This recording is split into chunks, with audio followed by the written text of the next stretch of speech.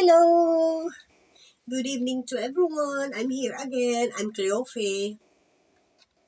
Now, isi-share ko ulit sa inyo yung ating continuation dito sa The Purpose Driving Life sa Tagalog edition dito kay Rick Warren, no? Bago po ako mag-share ulit sa inyo ay advance hindi pala, belated Happy Mother's Day. Kumusta na kayo dyan, no? Nung Sunday, no? Araw ng mga nanay, no? Sa family, no? Maraming mga siguro, kasama yung mga anak, no? Naghandaan sa family, no? At, of course, masaya talagang nanay, no? Sa churches naman, maraming mga activities, no? Masaya talaga. And kami naman, meron din kami dito kasi house church ito sa amin, no? Anyway, kakaunti lang kami kasi kakastart pa rin lang talaga. Hindi na ako nagpipicture-picture. Yun lang, basta ano yan. Masaya rin kami kahit kakaunti lang. Then, now, I'm going to continue, no, sa ating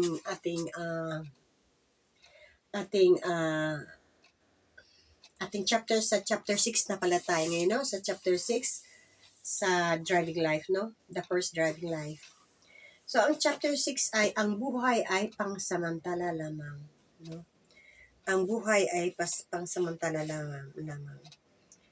Dito sa awit 59, no? Awit 59:4. Okay? Okay, basahin ko, no? Basahin ko na lang, no? Sa verse na ito, no? Panginoon, ipaalam mo sa akin ang aking katapusan. Sa akin kung gaano kadaling lumipas ang aking buhay. No? Yun ang sabi dito sa awit 59 verse 4. No?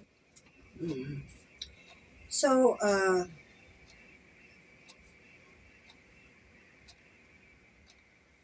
dito naman, no, ang buhay sa mundo, no, ang buhay sa mundo ay isang pansamantala lamang, no. Ang buhay sa mundong ito ay isang pansamantala lamang. Ang Christian ba or Kristiyano ka ba or of course tao, no, nakadito sa mundo ay talagang pangsamantala lang. Hindi lang tao kundi mga hype and everything, no, na mga buhay na mga nilalang, no, ay pangsamantala lamang. Siyempre, yun, nabasa ko nga na sa isang araw ay marami talagang namamatay at sa isang araw at marami ding pinapanganak, no? At yun, hindi lang sa tao kundi everything, no? Hayop or ano pa man, no? Basta buhay, basta nilalang sila, no? So, dito naman sa atin, no, as tayo, no, ang buhay sa mundo ay isang pansamantala lamang, no? May destination lamang. Bakit kaya ang buhay natin isang pangsamantala lamang? Bakit kaya daw ang buhay natin, bakit pangsamantala lamang? Of course, kasi ano kayo sa palagay? Ano kayo sa palagay niyo, mga kapatid, no? Basahin natin dito sa awit 119:9. Okay? Okay. Ako na lang magbabasa. Nakasulat na lang ako dito, no? Ako isang dayuhan sa lupain. Huwag mong ikubli ang mga iutos mo sa akin. No? Yun ang sabi rito. Dayuhan lang kasi tayo, mga kapatid, rito eh. Ito ba yung natin? Pumunta lang nito para we are aliens, no? Hindi tayo taga rito talaga, no? Tayo mga Kristiyano. Yung mga taong nakatanggap kay Lord, no? Yung nakilala nila ang Panginoon, of course, they are alien here. Ngayon, may iba naman mga tao na they think na, marami ako narinig, no? Marami ako narinig na dito sa mundo ay nandito ra yung andito ra yung mga ito yung buhay nila, no? Inisip nila ang impyerno ay dito sa mundo dahil maraming mga pasakit, maraming mga problema. Yun ang iniisip nila, no? At hindi nila naisip na merong second life, no? So, in-ignore nila talaga, no? So, tayo mga born again Christian na nakatanggap sa ating Panginoon ay iisipin natin this world is ito ay mga kan tayo, hindi tayo we are alien here. You know why? Because of course, you know that na ang ating residence ay nasa langit, hindi dito. Ito yung ating stepping stone, no? Ito yung ating stepping stone. Dito lang tayo, dito muna tayo na mabubuhay sa mundo because this world, si Panginoon, si Lord ang nag-create, no? Kaya, ang sabi nito, ako isang dayuhan lang sa lupain. Huwag mong ikubli ang mga iutos mo sa akin, no? So, ang Biblia ay puno ng mga mga larawang nagtuturo tungkol sa kalikhaan ng buhay dito sa lupa. So, sa ating Biblia, di ba, maraming tinuturo sa atin, no? Ilagay natin, may mga story doon, pamula sa Old Testament and then sa New Testament, kung paano tayo tinubos ni Lord na para magkaroon tayo ng buhay na walang hanggan, magkaroon tayo ng chance. Andun niya sa New Testament, no? Kay Jesus nung nabuhay siya, na nagturo siya, no? Hanggang namatay siya. So, andun yun. And then, andun yung sa Holy Spirit, andun yun, yung mga fruit of the Holy Spirit, no? Andun yun. Kaya parati yung kinukuhaan ng ating Panginoon para alam natin na yun ang dapat nating gayahin, no? Yung pag-aralan, patient, no? Yung doon sa aking favorite verse, no? Na I always try na sana magampanan ko rin yung mga nakasulat doon, Galatians 5:22-23, no? Yun. So, kaya parating nasa Biblia ay hindi yung magandang tinuturo, of course, magandang tinuturo, of course, but I mean yung mga yung parang hindi ka mahirapan na makapunta sa langit. Of course, meron yun. But if you love Jesus, you should, no? Ano yun? Follow the cross. Follow His cross. You should, kailangan tayo na may works and faith, no? Marami talaga mga kapatid, no? Hindi naman tayo pwedeng mapapunta sa langit kung at tayo ay hindi mabait, no? No, ang hirap sabihin, hindi ba di marami nandun, no? Chismosa, yan number one, chismosa. Nagkagulo kahit sa church, maraming ganun talaga. Ay, nako. No? And, ano yun, manloloko, everything, kung ikaw ay masama ka, huwag mo na expect ang father mo ay si Lord, kasi si Lord is a pure, di ba? So, kailangan natin na follow His cross, follow Him. If you love Him, we should follow Him, di ba? O yung paghihirap niya rito sa mundo, no? Kailangan din natin mag-sacrifice. Kagaya sa akin, ang pinaka nangihina ako sa patient, no? Oo, grabe talaga, no? Siguro hindi lang naman siguro ako, no? Marami ding nag-sacrifice, no, na araw-araw na lang sa ating mga buti sana kung ating makasama mga born again, di ba? At least masaya, no? Hindi kagaya ng kasama natin Tagalupa, no? Siyempre andun yung talagang di ba? Oo, kaya yun, pag-uwi sa bahay, oh Jesus, forgive me, nawala naman yung patient ko. Parang gano'n, di ba? Ang hirap talaga, no? So, kailangan natin na gawin natin yung sinabi ng ating Panginoon. Okay? So, nandito doon yung mga kapatid sa Biblia, no? Maraming churches dyan, mga born again Christian, maraming teacher dyan. And then, doon yung malalaman kung ano ang dapat natin gawin para makapunta tayo sa langit. And we should think that in this world is pangsamantala lang, no? Hindi tayo kasi talaga taga rito, no? So, at kaya at ang ating buhay hindi natin alam, no? Kailangan hindi natin alam yung ating buhay dito sa mundo, no? Hindi natin alam, baka bukas ako'y wala na sa mundo, di ba? Tayo, kayo, hindi natin alam, hindi na alam, kaya kailangan maghanda talaga tayo. Kasi alien nga tayo dito hindi nga tayo taga rito, di ba? So we always think that, no, na hindi ako taga rito, kailangan ko talaga na maging like no, yung sa gusto ng ating Panginoon, like Jesus, no? Hindi man Jesus na shot at shot. Ibig sabihin, yung karakter niya, kailangan nating sundin, no? Gusto natin para makapunta tayo sa ating Ama na nasa langit, okay? So, ito ay nagtuturo dito sa ating kaligtasan at meron din dito, ang Biblia ay nagtuturo ito sa ating kaligtasan. Kaligtasan, di ba? Ano bang kaligtasan natin? Na magkaroon tayo ng buhay ng walang hanggan. Para hindi tayo makapunta sa impyerno, Hades, no? Sa Hades, no? Kaya dapat ang ipinapaalala sa atin ng huwag mong masyadong ibigin ang bagay sa mundo.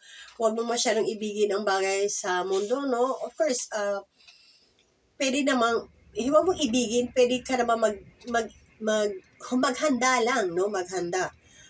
Let's say, kaya sa akin, kasi wala na kayo na example, ako na lang, no? Kaya sa akin, of course, nagpagawa ako ng counting ko lang naman, very cute na bahay sa nanggaling yun sa magulang ko at pinagawa ko lang ng bahay para pagtanda ko, pag umuwi ako ng Pilipinas, ay meron naman ako matirahan, di ba? So, and then babalik ulit ako sa Japan. And then when I know the future, hindi natin alam kung anong mangyayari sa future natin. Hindi ko alam kung dito ba ako mamamatay sa Japan, ang bandang huli. Pag matanda na ako, hindi na ako makapag-work. I have no money to pay, no? Sa rent, kasi napakamahal ito ang rent, di ba? So, mga food, no? Kailangan ko bumalik, pero kailangan meron din akong bahay, no? Kaya yun ang ginagawa ko. Pero hindi ako bumili ng maraming lote, maraming kuan. Hindi ako bumili yun because I'm poor naman, no? Poor naman ako talaga. Meron ding mga gano'n na mga Kristiyano na bumibili talaga. I don't know what they're thinking. Siguro bibigyan nila yun sa mga anak nila. Pag matanda na sila, may ipamamana sila. Parang gano'n siguro. But of course, first number one is God. Jesus talaga, no? Huwag tayong mag-impok, no? No? At of course, tumulong tayo sa kapwa natin, yung mga mahihirap, okay?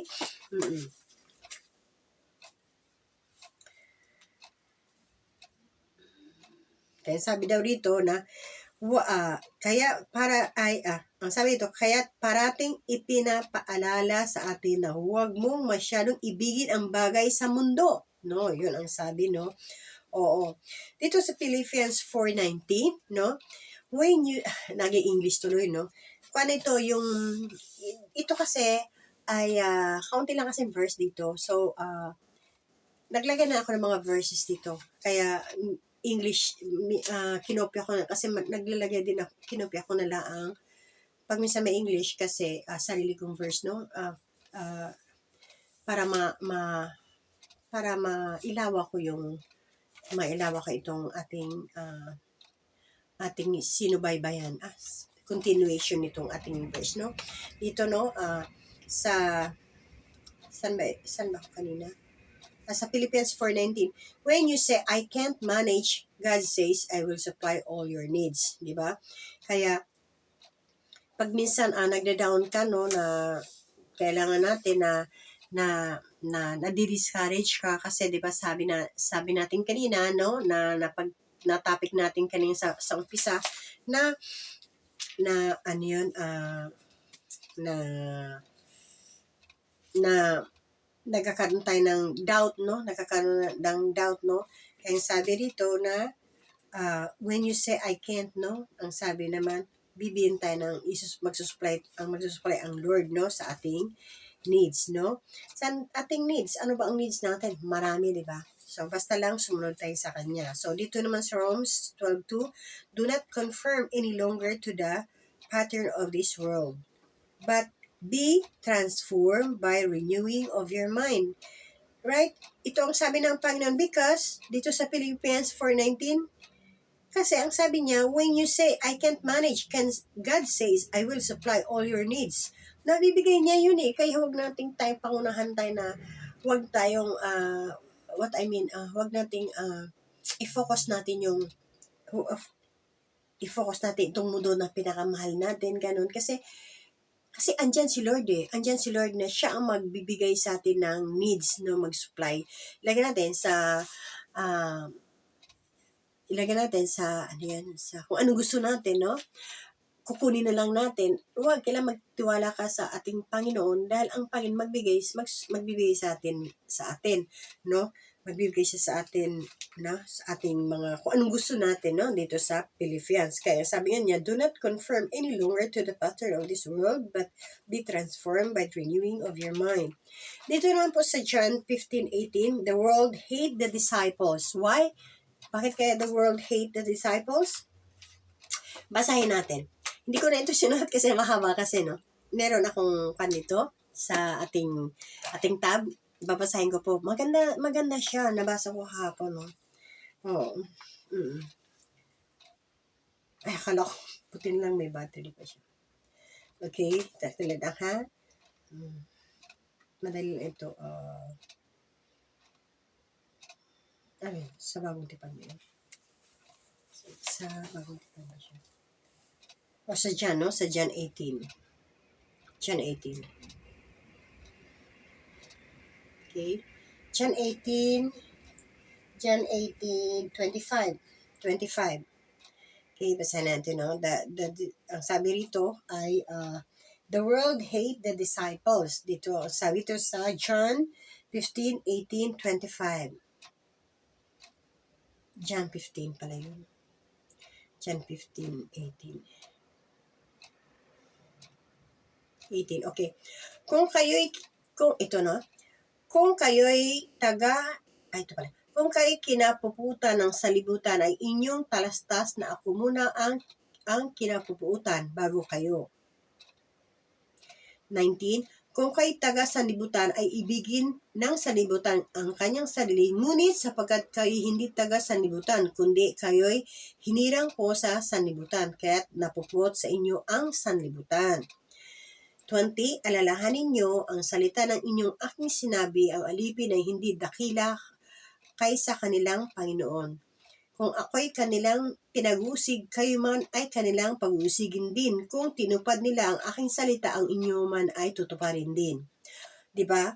Ang hirap talaga nito, kapatid, itong sa 20, no? Kasi tayo mga Kristiyano we always invite the people that they don't know Jesus, no? In-invite natin sa church, in-invite natin sa church or sa sa Bible study, no? Ibig pinagtataguan tayo, di ba? Marami mga alibay, di ba? Kaya paulit-ulit talaga yung ginagawa natin, no? Kaya dito, dahil ayaw nila makinig, they don't believe, di ba? They don't believe, mas gusto nila ang sanlibutan, no? Ang hirap talaga na maraming alibay. I have a lot of friends na they're a born again Christian, but sometimes they have a lot of alibis, no? Kaya nakakaawa lang, no? Bakit, what happened, no? Bakit kaya na ganun ang nangyari? Sayang lang yung pinag-aralan nila, sayang lang yung paglingkod nila sa Panginoon na ang tagal-tagal, ilang years, and then after that ngayon ay bigla silang nalamig, no? Kaya ako ay always continuing to help them, to always invite them, no? Parati talaga ako nag-invite sa kanila, but sometimes I'm tired. Tired din. Ay, bakit gano'n, di ba? But until now, I always invite, nag-invite pa rin ako, no?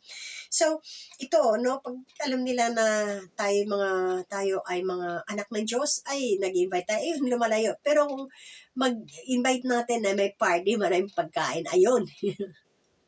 Ang dami-daming tao, no? Sabagay, okay din naman yun, kasi yun din ang dahilan na ang Holy Spirit ay kumikilos din sa tao, no? Yun yung kanilang inisip, pero hindi alam, nakakain din sila spiritual, hindi lang sa food, okay? So, dito sa 20 yun, no? Sa 21, natapot ang lahat ng mga bagay na ito ay gagawin nila sa inyo dahil sa aking pangalan, sapagkat hindi nila nakikilalang ang sa akin ang nagsugo. Oo nga, totoo yan, no? Kung alam lang nila, that's why I always pray to our God, no? Lord, bigyan naman kami ng talaga yung talagang devoted sa inyo, no? Yun, para I always pray that, no? Nag-pray talaga ako, praying, no? Kay Lord, no? Sana, no? Kasi ang hirap talaga pag ikaw lang mag-isa, no? Pag ikaw lang mag-isa mag-invite, oh no, no? Pero of course, kasama naman ang Panginoon, kaya kailangan maging malakas din, no? ito, 22, kung hindi sana ako naparito at nagsalita sa kanila ay hindi sila magkaroon ng kasalanan. Datapot, ngayon wala na silang madadahilan sa kanilang kasalanan. 23, ang napupuot sa akin ay napupuot din naman sa aking Ama. Diba?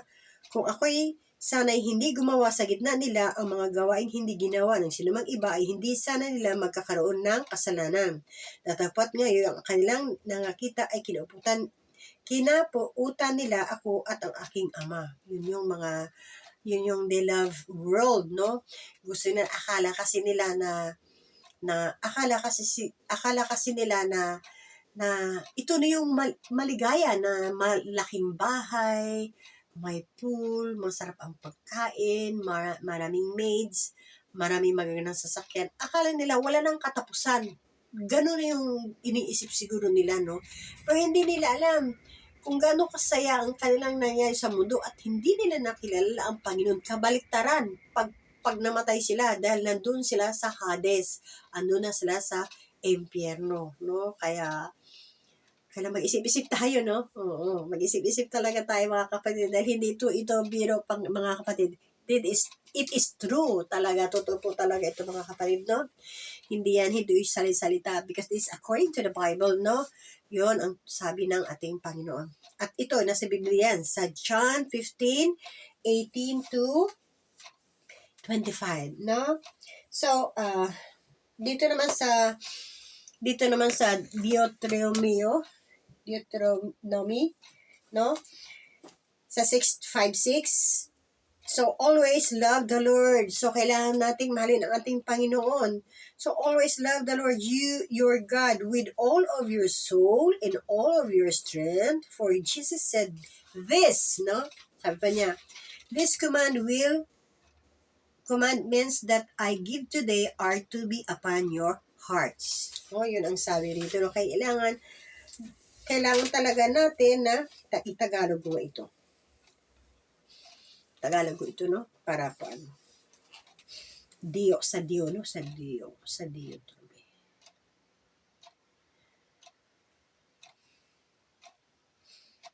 Ito, no? Bilis ko yata magsalita, no? Sorry. Mabilis ba yun?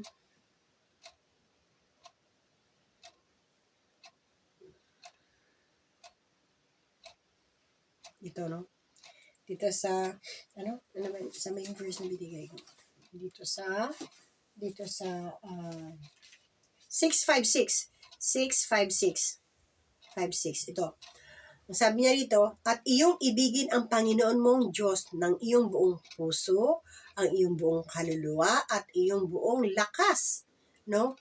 At ang mga salitang ito na aking inuutos sa iyo sa araw na ito ay sa inyong puso. Amen, no? Amen. Kaya yun ang ating topic ngayon mga kapatid na parating yun ang mga topic talaga natin, no? Because it is true naman eh. Hindi naman kasi natin pwedeng itopic na parating maganda, no? Ay, sa langit, alam mo, hindi ka na no pain, no sorrow, wala ka ng problema, hindi ka na nakakain dun eh, kakanta ka lang. Hindi naman yun eh. Kailangan bago ka pumunta ron, andun pa yung proseso, no? May proseso po tayo kasi tayo ay nandito sa mundo, no? Kaya maraming process, no? Dahil hindi naman itong mundong ito ay lahat ay born again Christian, no? Halo-halo mga kapatid, no? Kaya it's hard talaga na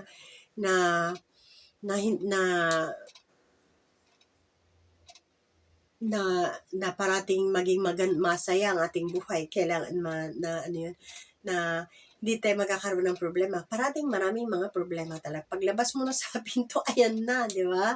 Ayan na mga kapatid. Kaya kailangan we should be careful and pray to our God kasi ang Panginoon gusto niya, even though alam niya ang ating nasa puso natin, alam niya ang ating sasabihin ay gusto na rin niya makinig, no? Okay? Let's pray. Lord, maraming salamat sa araw na ito, Panginoong Ama. Thank you very much, Lord God, dahil you're always reminding us of Jesus that kailangan talaga na we should love you forever, O Jesus, with our soul, Lord God, na hindi kami pwedeng unahin namin ang mundong ito because this world is temporary, Lord God, and we are alien here, O Jesus. Lord, it's hard talaga, Lord God, sa mga kagaya ng mga patient, Lord God, self-control, Lord, yan ang pinaka-best talagang mahirap talaga, Lord. O in Jesus' name, kung ano pong mga weak namin, Panginoong Ama. O in Jesus, help us, God, Father, guide us in your Holy Spirit, Panginoon, na para makayanan namin, Panginoon, ng mga hindi kalugod-lugod sa inyo, Panginoon. Malampasan namin, Panginoong Ama, O Lord God. Tulungan niyo kami, Panginoong Ama, na sa araw-araw namin ang paglabas sa bahay namin, sa ginagawa ng Panginoon. Lord, help us, God, Father, Lord God, na remind us always, Jesus, na nandiyan kayo, na hindi kami pinabayaan, na kailangan talaga namin na magtiis, magkaroon kami ng self-control, O Lord, God, Father, na sundin namin ang iyong salita, Panginoon, because we know that, God, Father, na pag kami ay kukunin nila, Panginoon, doon po ay forever and ever na kami po ay masaya na, O Lord. Lord, I pray also, Lord God, yung mga kapatiran namin, Panginoong Ama, na na na hindi pa nakilala sa inyo, Panginoon, Lord. Help them, Panginoong Ama, na more makilala kayo, Jesus. Has a lot of churches. Sana makapunta sila, O God the Father. Help us, God the Father, also, Lord God, our ministry here, Lord Jesus, na sana dumami kami, Lord God, na merong mga para, Panginoon, ay para lumawak, Panginoon, ma-share ang new word of God. Lord, thank you for tonight, O Jesus. Thank you, Holy Spirit, O Jesus. Lord, I love you, God. In Jesus' name we pray. Amen. Thank you very much, mga kapatid. Thank you talaga sa inyo, no? Anyway, next week, I'm going to share again sa chapter 7 na po tayo. And good night. Good evening. Hindi pala good evening. Good night to everyone. Okay, bye. See you again, no?